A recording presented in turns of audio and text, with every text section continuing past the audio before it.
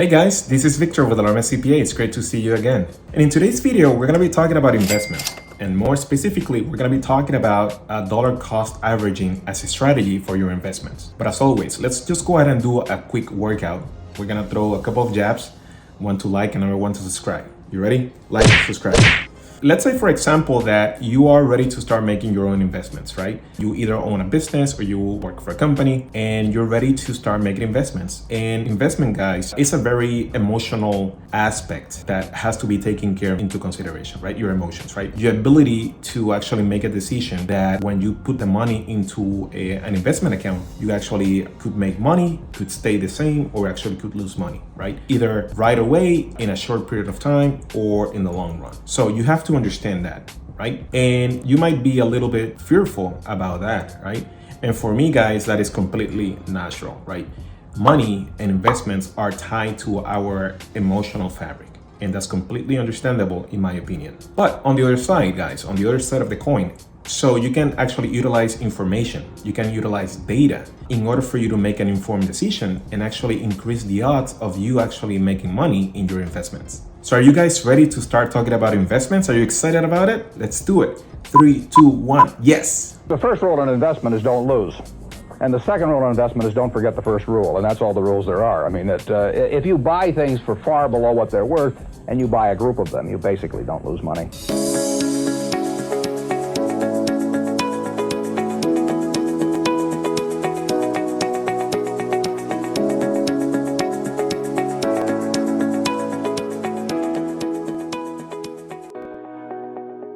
So dollar cost averaging, guys, is a strategy for you to make investments, right? And as a general rule, actually, you reduce the risk of losing money because you are manipulating or you're leveraging, as long as you are making the wise decision, you're leveraging two aspects that are very important. So there's two aspects, guys, that you want to consider, okay? Number one is time, and the second aspect is money, okay?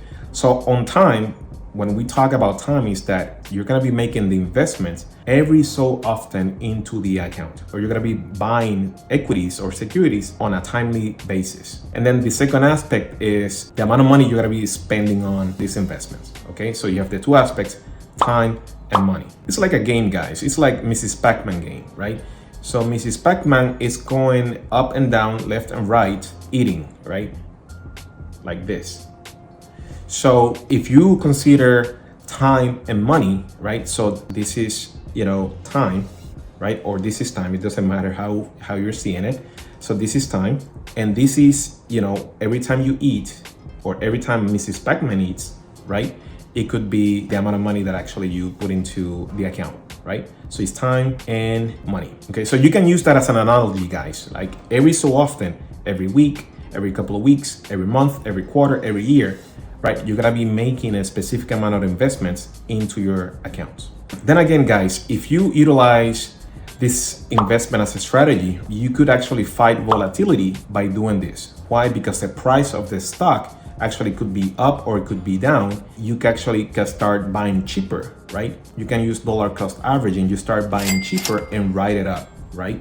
It is a great way for you to fight volatility. So two aspects, guys, that you want to consider when you are going to utilize dollar cost averaging. As I said before, the amount of money that you want to invest, and then the time in which you're going to be buying the stock or making the investments, right? It's very important for you to consider these two aspects. You want to automate these two aspects in order for you to actually, fight volatility and reduce risk. So you might be asking, where do I see normally a dollar cost averaging investment approach?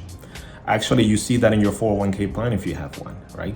Why is that? Well, because let's say that you get paid a couple times a month, right? So that means that out of every paycheck, a specific amount of money actually is gonna be invested in your 401k plan every couple of weeks. So you have time and money that are being automated, right, in your retirement account in this case, right? And typically your 401k can invest in a different number of assets, right? These assets could be, the S&P 500, it could be real estate, it could be stocks, bonds, mutual funds, ETFs, a number of different asset classes. So you might be saying, well, Victor, I'm ready to start making dollar cost averaging investments. How do I make this thing happen?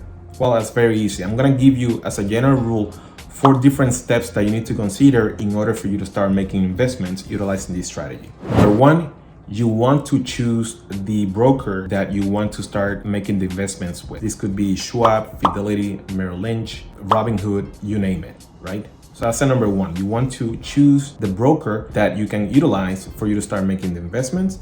And then you want to know the type of accounts that you want to have. Number 2, you want to choose the type of investments that you want to make, the type of equities or securities that you are buying, right? And as I said before, this could be ETFs, right? It could be the S&P 500. It could be mutual funds. It could be crypto.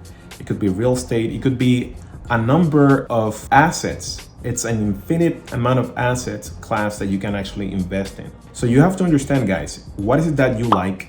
What is it that you feel comfortable with? And what are the prospects of these securities or stocks to go up in the future, right? That is very important. So you want to always do your research, and you want to talk to the advisor, and you want to talk to, as I said, to the advisor that's helping you, or the CPA that is also helping you. So number 3, guys, you want to know the dollar amount that you're going to be investing. And this could be a percentage of your paycheck. It could be a percentage of your net paycheck. It could be a percentage of your sales if you own a business. So you always want to have a set amount, either a percentage or a fixed amount. And number 4, guys, you want to automate it, right?